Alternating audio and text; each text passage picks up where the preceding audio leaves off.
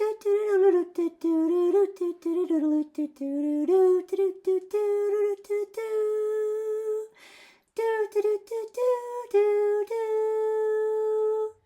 everyone, welcome back to the Crafty Author. My name is Anissa. I am the Crafty Author and welcome to my quilting studio. Today we're going to be working on our Mountain Peak quilt. We started this last week and we're going to add our borders to it this week. I am going to flip the camera and show you how I've gone ahead and laid the quilt out. So if you have made all of your blocks by now, then you'll want to start laying your quilt out. I have mine laid out on a quilt wall, so that's what we're going to do. But I want to show you the fabrics that I'm going to be using. I am going to be using this white, it's Tilda Fabrics. I just got this on Monday. I went to the quilt store and I got this. It's called Putty White. I will link down below in the description box where you can go ahead and grab this for yourself if you would like. So there's that. Then I also got some other colors for it. So this is going to be the color of my large outer border. So it's this beautiful teal color.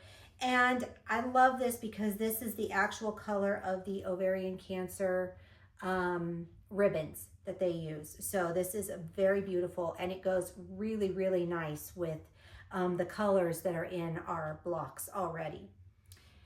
And then I have some of these, which are a different project that we will be working on later. So I'm just going to go ahead and undo that. Set these aside for a minute. This is going to be my inner border that I will be using. So we're going to be using 3 different borders is what we're going to do. And we're going to have a small border, which is at 2.5 inches. We're going to have one, I believe it's at 3 inches. And then this one will be at 6 inches. I will double check my math on that and I will put it in the description box so you will actually have the exact measurements for that. The other thing I wanted to talk to you about real quick, which is my fault. I did a boo-boo here, but I've had some people point out to me that on the video, when I was using my ruler, that it looked like it was 1 3/4 inch from the point to the outer block when we were squaring these up to make sure that our blocks are nice and even. Well, I understand why that is, because when I was working with this the first time, I had my ruler flipped on the wrong side and I did cut one of the blocks incorrectly. So I will admit to that mistake. That way it happens. You know, sometimes you just make mistakes. So, and with this quilt, I've clearly made a couple mistakes. Like I had the seam rip already, the one block that we were working on, and now this block I've cut too much, but we're gonna make it work. Anyway, so here is why it was looking the way that it did. It's because I was using this side of the ruler instead of this side of my ruler, which is the 3/4 inch from this side, right there where I have it marked. So I do apologize for that. When you're squaring up the blocks, it is 3/4 inch, not 1 3/4 inch, okay? So I just wanted to clarify that and make that very, very clear. Now we're gonna flip the camera and we're gonna go over to the quilt wall and I'm gonna show you how I have laid out the block. Okay, so I have our quilt blocks laid out. Now I played with this quite a bit when I was laying these blocks out. And I finally came to the conclusion that I wanted to have the colorway going like this in a diagonal. So you can see that mine are going by color. So you have your lime green, then you have your dark blue, then you have the lime green again going through, and then the turquoise blue, and then the lime green again, and then turquoise, and then dark blue again. So I wanted to make sure that the colors were going that way. The other thing that I did was originally I had it flipped to where I had my bigger flowers that going up that way. But when I started looking at it, I took pictures of it when I laid it out all the different ways. I liked it when it had like less. I thought it looked just, it made the quilt look a little softer than when I had it turned like this. And if you are looking to make a quilt wall like this, I will link to where I did this as well. But anyway, I love this quilt wall. It works amazing. But you can see here how I've turned that. I just think that it just softens it when I have it this way.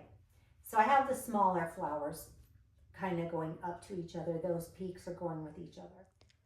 The other thing that I did forget to mention, because I was trying to, I guess, skip a couple of steps, is that I need to sew all of my rows together.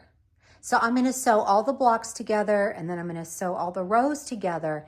Then we will start on the borders.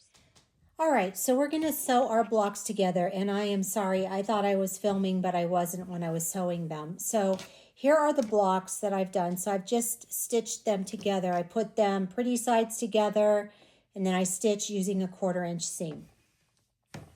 Now we're going to join with the rest of our blocks. Since we have 4 blocks in a row, I am just going to join them together now. I use a pin on each side to mark them so I know which sides go to which. So I'm just going to put those together like that. And then I'm going to just flip it.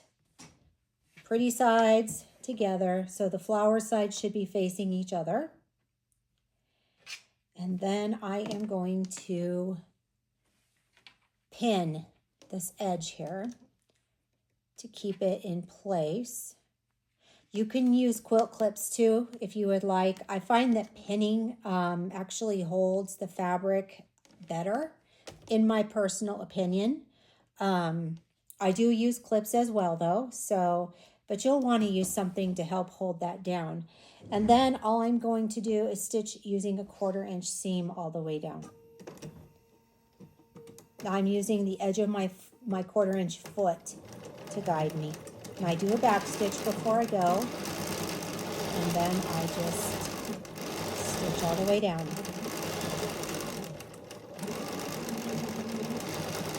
And yes, I did leave the pins in there. You can remove them. You shouldn't sew over them. You could definitely break a needle, but I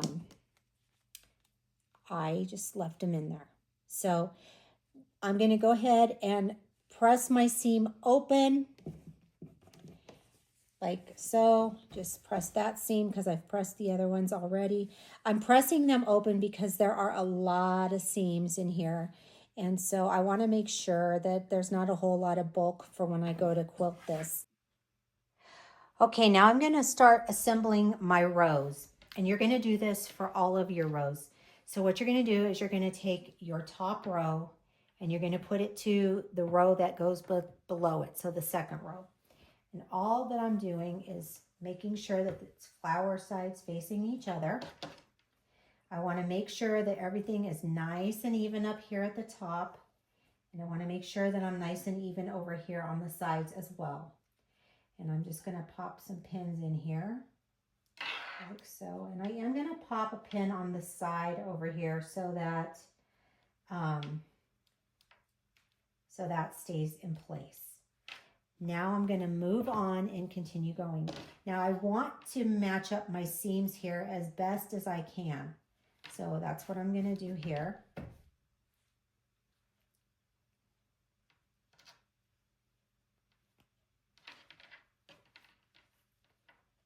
And I will bring that up here and pin. So if you don't want your fabric to move, the key to it is pin, pin, pin. Then I am going to do here. Now I'm lining up my seams just by kind of eyeballing it. If you wanted to be precise, you could take a pin and you could stick it in right here in the middle of your seam. and then do it again in the middle of the seam underneath, under here. And then you would have them perfectly lined up like that. I'm just going to finish pinning the rest of the rows together, lining up my seams.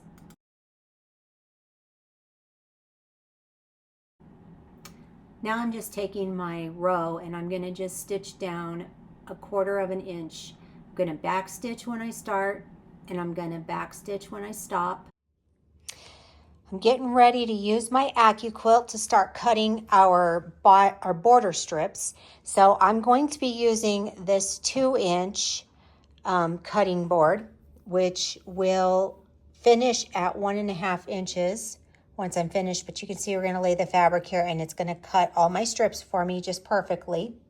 Then I'm going to come over here and I'm going to cut, I want to do 3-inch and I only have a 2.5-inch board. So I think I will manually cut the 3-inch ones, but I will be using this one to cut my binding strips because it cuts them at a perfect 2.5 inches. And as you can see, when I go to stack all my fabric here, it's going to cut many layers for me all at one time, which I absolutely love. And then here is my 5-inch cutting die. And so this one is going to be our outer border. Okay, so we're going to be working with the Quilt Go, Big, which is the electric cutter that they have. And I love this cutter because it saves my hands so much from all the aching and stuff from cutting. So this is what we're doing. So I'm just going to lay my fabric right here on our board. And I'm going to bring it below the line.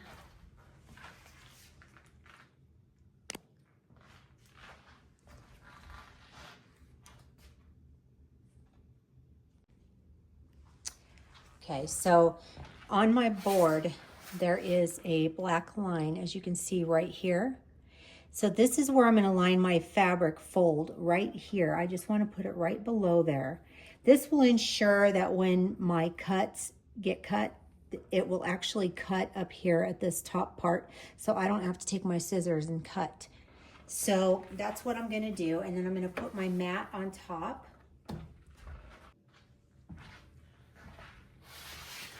And then all we do is we just take it and we just feed it through. And the machine does all of the cutting for us. And then we're going to have several layers of the fabric strips that we need. So I will link for all of this, everything that's on here, I'll link below in the description box. I will also link to my Husky table that I have this sitting on. This is absolutely amazing, especially for my Quilt. I do love it. And it stores all of my dies in case you haven't seen the video that I did with this.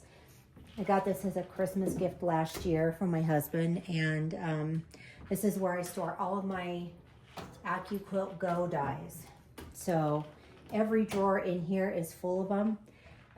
This locks. And on the other side, there is power. There's a power station on the other side, and I'll show that to you. So you can see there that you can just plug in and you have power all the time. So I love it just because everything I need is really nice and handy right here. Plus it gives me a little extra room here so that I can work with my fabrics and pull my mats off. And then you can see we have perfectly cut strips, except for I did forget to cut this part because it was too long, which is not a big deal because I'm just going to take my scissors and I'm just going to cut along that edge. I should have trimmed that fabric before I put it on the board. I wasn't thinking properly. So, and then you have some extra fabric for other projects that you might want to make. So you have some scrap there, but these are our strips, and look at how long and beautiful those are. pretty amazing. All right, so now I'm just going to go ahead and cut our second border, and I'm cutting that at 3.5 inches there, as you can see. And I wanted to cut it so that the strips were a little bit longer, and so that's what I'm doing here. So 3.5 inches is what I'm cutting those at. Then I am going to take the dark teal fabric, and I'm also going to cut that, but I'm going to cut that into 6-inch strips so that I can lay that on my die, and my die will cut that for me, just like we cut the 2-inch strips of white.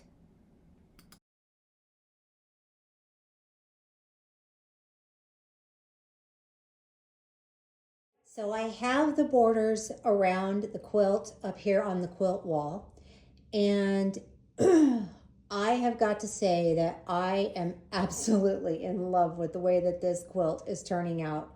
It is so beautiful, absolutely gorgeous.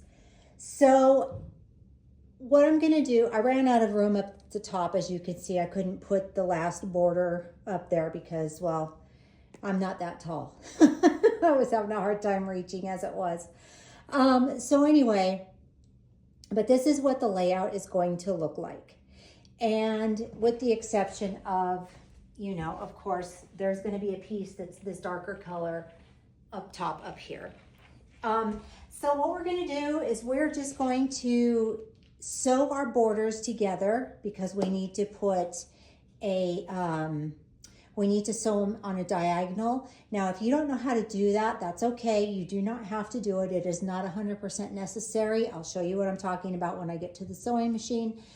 And then we will start attaching these borders to the actual quilt itself. And then I will hang it and show you what it looks like. And it will be ready for our next steps, which will be quilting. All right, so the first thing that you're going to do, if you don't know how to do a diagonal seam, that's okay.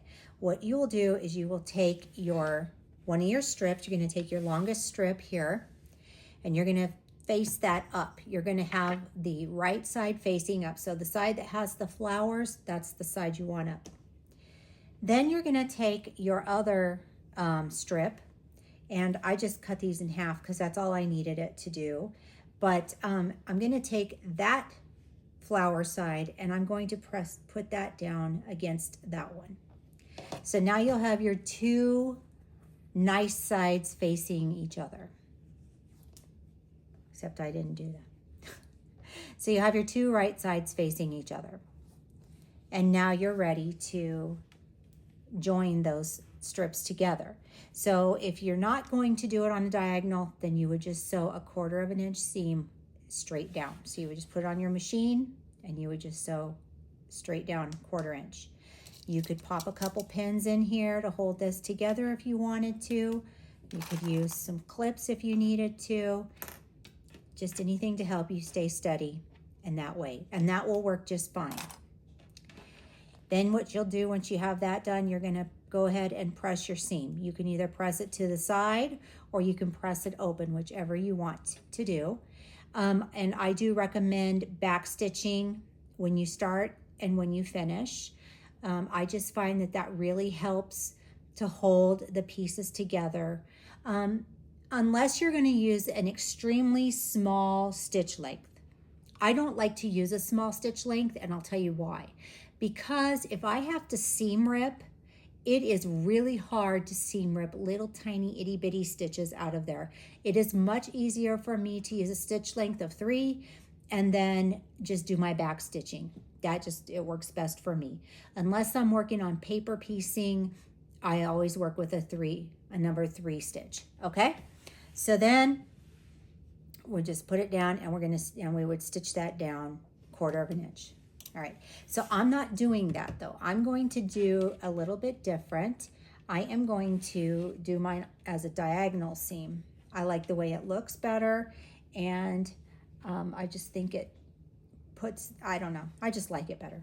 So anyway, you're gonna keep your one strip down, right side facing up. Okay, so the flower side is up, and then I'm gonna take that same piece that we had, the other strip, And again, I am going to keep this one so that the right side is facing down. So you have your two nice sides that face each other, okay? So you're just gonna lay it like this. So it should look like a square. So you should have one coming straight down towards your body, straight towards your body, and then you should have one going out to the right hand side of you, okay?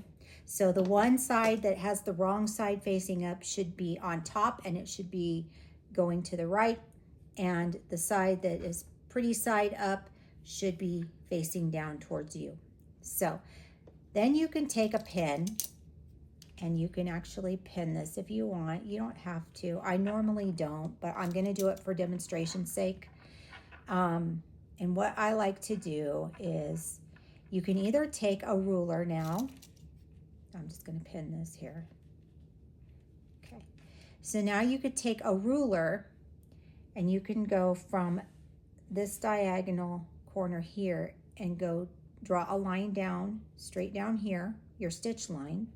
Or like how I do it is I just take it and I turn it. And these pins here are indicating to me that this side is the side that I do not want to stitch down. So if you stitch down on this side, it's not going to work out correctly. It has to be this side.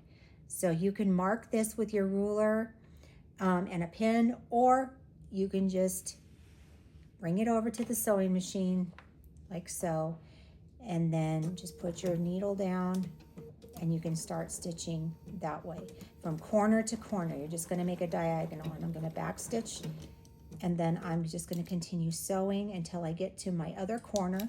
And you could use a pin here too if you want to mark your corner where your corner ends.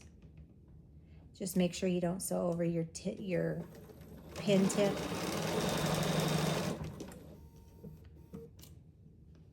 And then you just sew from corner to corner, back stitch, and there you go. And now you have your diagonal seam sewn, okay? So then I just trim it. I trim mine while I'm at my sewing machine, and I'm just gonna trim and leave about, maybe a 1/4 inch seam here.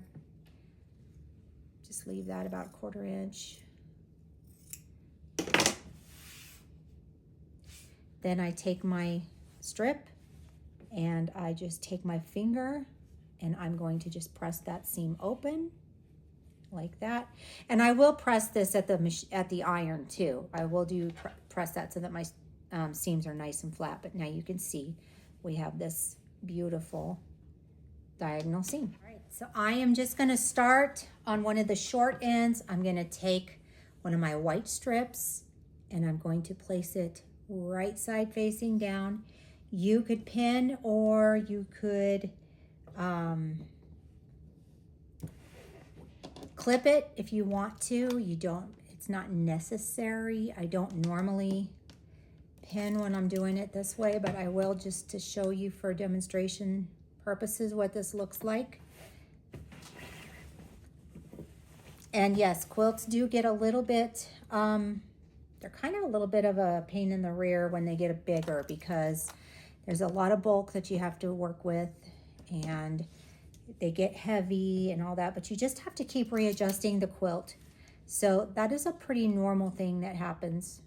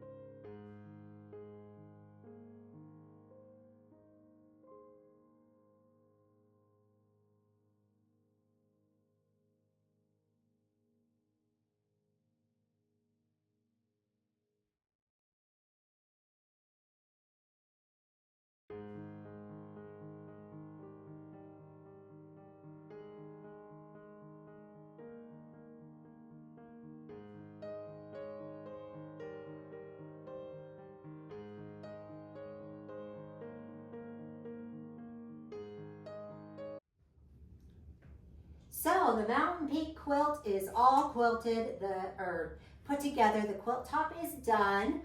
I am in love with the way that this turned out. It is absolutely gorgeous in my personal opinion. And I hope you feel the same way too. I'm finding all these little strings though that I need to keep pulling off. Anyway, the next step for this is to quilt it. Now, I will be quilting mine on the long arm, so if you would like a tutorial on that, I am happy to do that for you and show you how I do that. Just leave a comment down below in the description box to let me know if you're interested in that.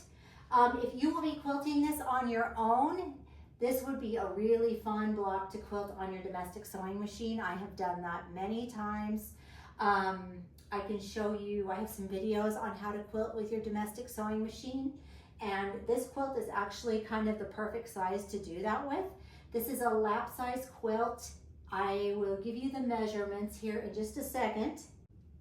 The measurements are roughly 51 by 64. Might be just a tad bit longer than that, but I can't reach all the way to the top. So anyway, I just wanted to let you know that. So it is a perfect lap size quilt. So excited. I am working on written instructions for this quilt. I have been asked if I will be doing that, and I will be.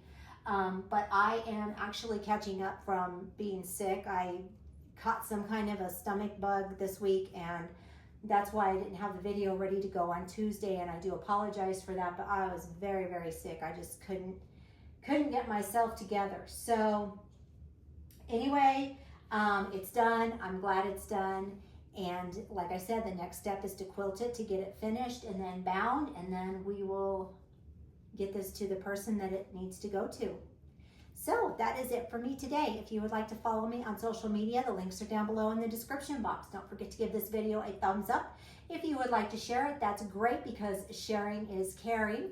Don't forget to click the little bell. You'll get notified each and every time that I upload an awesomely cool new video. And keep on crafting. And I will see you guys the next time. Bye-bye.